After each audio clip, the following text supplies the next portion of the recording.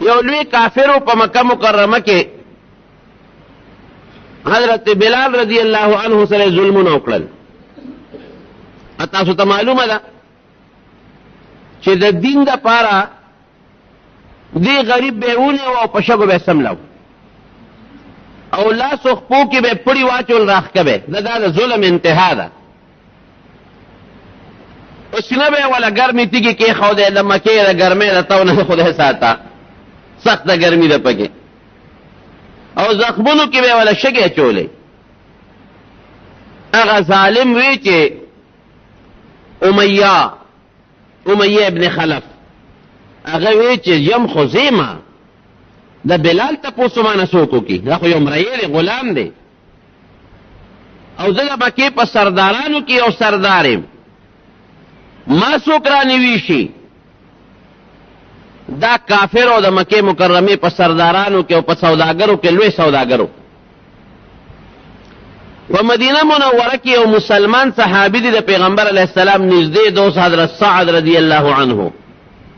د دواړو تعلقات یو بل سره د اسلام نه مخکې د نبی علیه السلام د نبوت نه مخکې د دواړو یو بل سره دوستانه وه. امیه په مکه کې اوسېده او سعد په مدینه کې اوسېده. سعد چې به کله مکې مکرمې ته راغی نو امیه سره به یې ورځ شپې تېرولې او دې چې به کله مدینې شریفې ته لاړ نو حضرت سعد سره به دیرو د یو بل تجارتي دوستانو. حضرت سعد رضی الله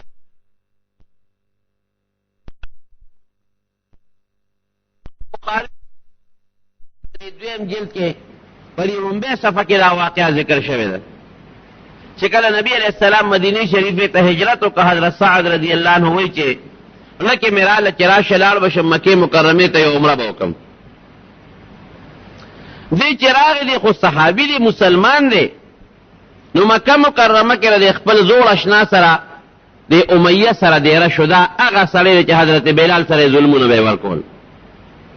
امیه ته ویې لکه زه خو راغلی ممریله اصله مکې دا کافر ما ته ستا دا ملګري نقصان ونه رسوي. داسې ټیم راله وګوره چې څوک ني چې زه یو طواف پکې وکړم. امیه ورته وایي بلکل د غرمې وخت کې خلک ودي نو د غرمې به دواړه وځو طواف به وکړو څوک به دې ونه ویني او چپه چاپه پټه خولې به مدینې شریفې ته خپل وطن ته بیا ځې. اتفاق ته وګوره چانه چې یارېدل و مغه سره ملاقات شو دواړه راووتل ابوجهل مخې له ورغه او لکه دا خو بلا مصیبت په مخه راغی. دی خپل اشنا ته وایي دی امیه ته دی کافر ته امیه دا څوک دی در سره هلکه دا ساعت خو نه دی وی دی تاسو زمونږ دشمن له د نبي علیه السلام مبارک نوم یې واغېسته امن ورکه د هغه امدادونه کوئ هغه لم ځای ورکه هغه سره مو مینې وکړې په هغه مو ایمان راوړه د هغه مرسته کوئ او ترې دلته مانه بېغمه ګرځي. یاره افسوس او ارمان چې زما د دې دوست سره د دې امیه سره میلمه نه وې نو نن به تا سره ما کتلي وو خو راځه میلمې غږ درته نه کوم. حضرت سعد ورته وایي اخو صحابي دی او ورته وایي چې داسې کار دی ابوجهل دا ابوجهل ورته نبي علیه السلام دا لقب ورکړی و چې د جهالت خاوند ده دا د خپل نوم عمرو ابن هشام و. وی ګوره په ما سترګې مه راوباسه که ته ما په مکه بند کې نو ستاسو لار شام ته تجارت نه دی زمونږ د کلي د مدینې منورې په خوا کې ده زه به تاسو باندې هغه لار بنده کړم بیا به غله او ډوډۍ او انتظام د کوم ځای نه ستاسو کېږي. زه بس مونږ خو دلته عبادت له راځو چې تاسو هم نه پرېږدی نه به راځو خو تاسو به څه کوئ دومره تاسو باندې به تجارتي لار بنده کړو. دواړه یو بل سره ګرم شو.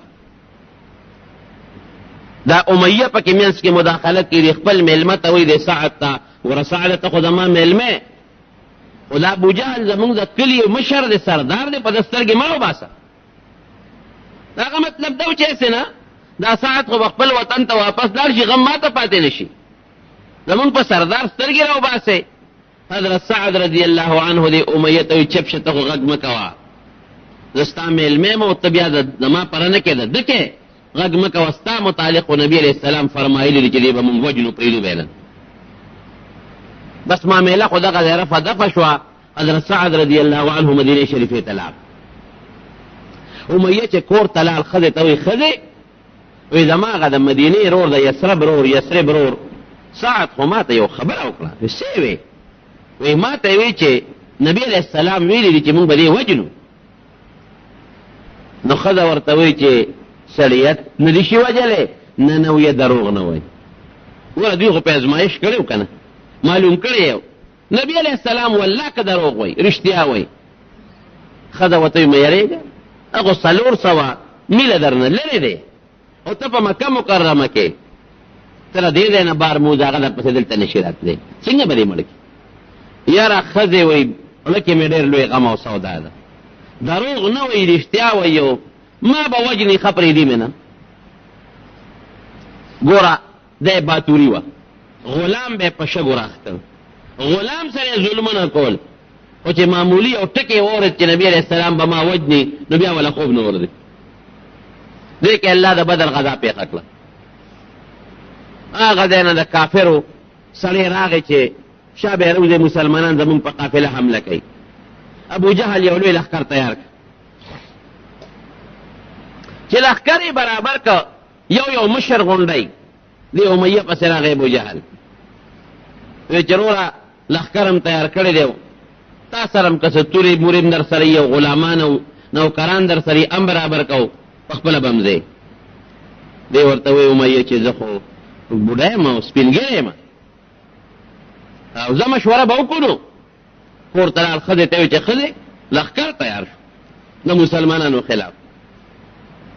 ما پسې م ابو جهل راغلی و وی د هغه مدینې د هغه یثربي هغه روره قصه دې یاده ده؟ یاره خو دې نه ده. یاره ښځې وي یاده مې ده. څوک هم؟ وی پام کوه ګورې که لاړې ګورې محمد صلی الله علیه وسلم دروغ نه وایي ملکی دې ګورې. ابو جهل بیا ورپسې راغی هلکه شابه امیه وروره ځان تیاروه. یاره زه خو ناجوړه یم بیمار یم او د ځان په ځای به دله نوکران در کم غلامان مریان به در کم او در سره لاړ شي. ما پرېږده زه بوډا سړی یم په ما څه کې. ابو جهل مړه کې پیو چې دې پاتې شي زه دې ځم او دې دې ما نه دلته خوبونه کوي. په الفلام ورامي و ابو جهل دې به ما نه څنګه پاتې کېږي او بل دې نن پاتې شو سبا بل مشر به وایي ځم نه ځم. کېدای شي بل مشر وایي ځم نه ځم دا هلکان به وایي ښه مونږ پې ورچوه په خپله نه دی. وایي داسې کار دی امیه ته وایي نه نه خامخا به ځې. جرګې واپسې راوستل بوډاګانو چې په هغې کار ونه شو د هلکانو ځوانانو جرګې ورپسې راوسته. ای ګوره دا ماشومان هلکان دي مرګ نه یېرېږي. خو 200-300 کسان دي مونږ خو په زرګونو خلک یو او خامخا به ځې مجبور یې که سړی چې مجبور یې که ځان له یو اوښ واغېش په مکه مکرمه کې ډېر اعلی مضبوط زغل والا. ښځې ته وایي ښځې سامان برابروه. ای سړیه د هغه مدینې د هغه سړي قص خبره ده یاده ده؟ وایي او یاده مې د ځم نه ورسره د دې لارې نه به ترې راتښتم او ځان له مې ښه مزېدار اوښ اغشتی دی چې د هغه بیا څوک په لاره راړولی هم نه شي راتښتم به وی ښه نو ګورې لاړ نه شي ورسره. وی نه ابو جهل لکې سوچ کړی و چې دا کاکا خو هر ځای کې چې که نه دی به ما نه راتښتي خو دی به څنګه ما نه تښتي. د هلکانو یو ډله یې پرې مقرر کړه وی تاسو به بل کار نه کوئ خو چې دا کاکا د نه ونه تښتي دنه به ګیر چاپېره تاویږئ چې دي وده کېږي تاسو به ترې تاویږئ ګیر چاپېره. یو ځای ته چې لاړل دي به خو خیمې به وې خیمې یو ځای کې ښخې کړلې دمې وکړه چې دمې وکړه خلک اوده شو. امیه له کې سوچ وکړه چې خلک اوده دي او زه به اوښ د خیمې سره خوا کې ځان سره تړم چې خلک اوده شي چې زه په دې اوښ په واړم او تښتم. ناګانه دې راپاڅېد چې راپاڅېد هغه هلکان وله راوچت شو. کاکاجي څه کوې خیر دی؟ یرا سره راپاڅېدم ښه کاکاجي که صوبو ته دې ضرورت وي او دسمات یې لوټه دې پکاري بل څه خدمت یې دی سر کوز اوده شی تاسو سره راپاڅېد نه نه مونږ ستا خدمت ته ولاړ یو که نه کاکاجي. سړي له کې سوچ وکړه چې د هلکان خو نن ویښ دي او نن شپه کې خو ته نه شم تللی زه بل ځای کې چې ته د شپې دمه را شي هلته به څه چل کوم نو چې بل ځای پړه وغورځو. اوس بیا شپه شوه نیمه شپه شوه سوچ وکړه چې ټول خلک ښودلي دي بیا راپاڅېده هغه هلکان خو ورته هغه کېنولي هغې بیا منډه کړی کاکاجي څه خدمت دی سر کوز تاسو څه له ویښ یې زیو د شي سم نشتا نه مونږ ستا خدمت ته ولاړو کو بده پکاري ډوډۍ موډۍ پکاري سبل څه خدمت نه تاسو دیو د شي نه چې مونږ نو د کېګو مونږ ستا خدمت ته ولاړو الکان خو په پوي چې کاکا تختی او دی مونږ نه څنګه تختی ابو جهل به ورنا ترغیب ورکاو چې ګوره دنه غیر چا پیره تاویږي چې مونږ مرو چې دې د پلار مونږ نه بچ پاتې شي دی به څنګه نه تخت په دا چل ول کې بدر تور بدر ته چې ورسېد ګوره د ظلم انتقام تاسو ګوره یاد ساته زمارونو ګوره کته وای چې ما خو چا سره ظلم وکاو زیاتې مې وکاو او دا به پټ پاتې شي والله بالله کدا پټ پاتې شي الله نه پټي او ما وای چې د ظلم سزا دنیا کې هم درکې او آخرت کې هم درکې بریدي نه چې بدر ته ورسو جنگ شروع شو چې جنگ شروع شو د پس یو سو مسلمانان ورپه مخه شو نه اوس په خپل اس باندې سور دی زوی ور سره دی شاته ور سره زویم سور دی دواړه په اس باندې سوار دي نه اوس کوشش کوي چې په یو طریقه ځان بچ کم یو بل صحابي دی په مدینه منوره کې عبدالرحمن ابن عوف رضی الله عنه دا دغه تعلقاتو هغه صحیح کو چې عبدالرحمن ابن عوف په بچ کی هغه له आवाज ورکړي عبدالرحمن الا ما بچ کا دا مسلمانان را پسې دی غوي را منډه کا چې نبی علیہ السلام لري بوزم بچ کوم دی اته مخ کې دی او دی ورپسې دی مسلمانان ورنږدې شو چې ورنږدې شو اوس دی خو په اس باندې پلار او دوی دواړه سوار دي نو اس خو درون نه منډه نشي والے لکه سوچو کو چې دا قرآن ولیکيږي بس په شاته زوی تعالی مکو زوی وګورلو زوی ورته وګورځو چې یو به اس پک شي او بل دا چې زړه کافر دا مسلمانان به زما د زوی په وجلو شي نو چې دې وجنه او ما پسې راځي د باندې تختې دلین ور مرګ راشي کنه ابو ډای به وکړ خدای پاک وي زوی نه جوړو خدایا دا زوی می جوړ خدای نه دا بیماری په ما راولې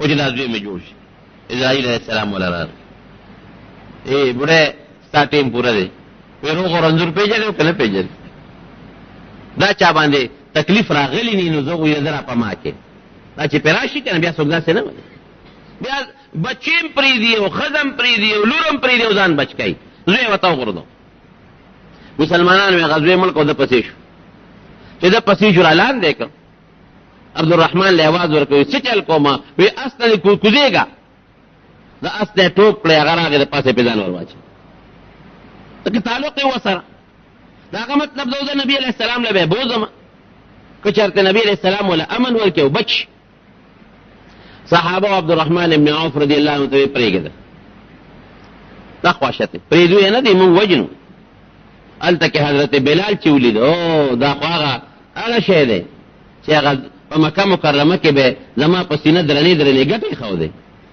او زما خپکه به پوریا چول او په مې ظلمونه کړی دي هغه یو غونډه توخت او چغې کړې لا نجوت ان نجا امیه خلقا ورغه امیه هغه دی ګیر دی او کدی نن خلاص شو کنه نو ګورې زما خیر بیا نشتا که سبا دل بیا په ګوتو ورلم بیا به سکیږي زما خیر نشتا هغه دی بچ صحابه او د بلال आवाज او ادخاغه امیه چې پته ظلمونه کړی دي او کم ځای دی هغه دی پروت دی عبدالرحمن ابن عوف په پاسه دی بچکی صحابه ورمنډک هغه ته پاسه وته نه پاسه بس یو صحابي تور راوغشت او دا امیه ډیر غټو غټ خېټه واو لوی سنداو هغه دا چلو که چلان نه پکې تور ورمنډل عبدالرحمن ابن عوف رضی الله عنه قم بګی زخم شو مردار چې مردار شو په دې جنگ کې یو دا ظالم مړ شو دا مردار بل پکې ابو جهل مردار شو بل پکې امیہ دا عتبہ مردار شو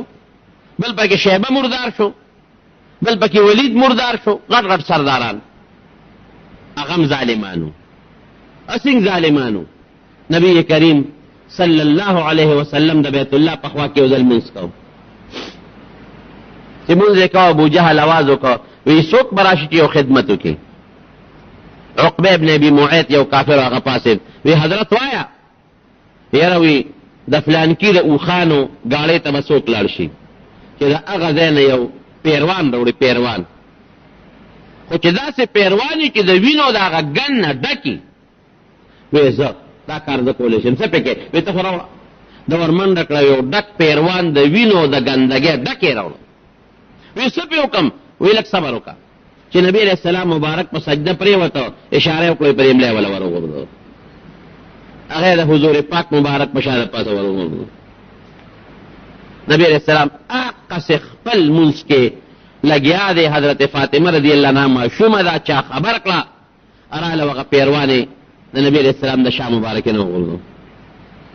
چې نبی علیہ السلام سر مبارک راوچت کړه، اللهم علیک بقریش، اللهم علیک بابی جهل وبفلان وفلان، خدایا دا قریش تباه کې، یا الله دا ابو جهل تباه کې، دا مخامخ ناستو دا عتبه تباه کې، دا شیبه تباه کې، دا فلان کې تباه کې. غیرن ګونه ووال او الکه دا خو د باندې واقعي من ظلم وکړ.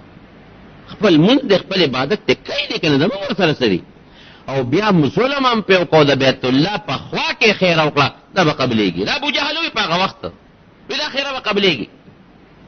هغې هم پروردګار د هغه ظلم سزا ورکړه، داسې سزا یې ورکړه چې د دوو ماشومانو نابالغه خو نو بالغانو، خو په عمر کې کم و، د هغې د لاسه پروردګار ابوجهل مردار کړ. نبی کریم صلی الله علیه وسلم چې جنگ ختم شو، یو غټ کوی په بدر کې، لوی کوی شار او غاړه ماړه یې پرېوتې وه، وی دا کافران راوړې په دا کوی کې وغورځوې،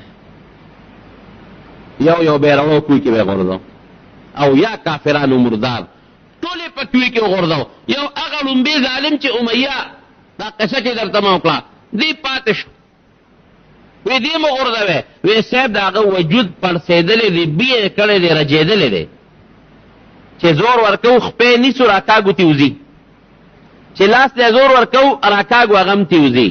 د سره څوک یم دقه ځای په شګې واچوې پرېږدې چې همدقه ځای پروت دی. ورکړه ظالم له الله سزا وکړه، ورې نه کړه، لږ مهلت یې وله ورکړه. ان الله لیملی الی الظالم، الله مهلت ورکوي ظالم له. حضور پاک مبارک فرمایي ټیم یې ورکړه، د دې مهلت ته وجه نه هغه په نور غرور کې مبتلا شي. هغه وایي ګنې ما خدای نشي رانیوی، هغه وایي ګنې د الله د زور نه زه مضبوط زور لرم، طاقت لرم. حتی اذا اخذه لم یفلته، چې کله یې راونیسي بیا مهلت نه ورکوي.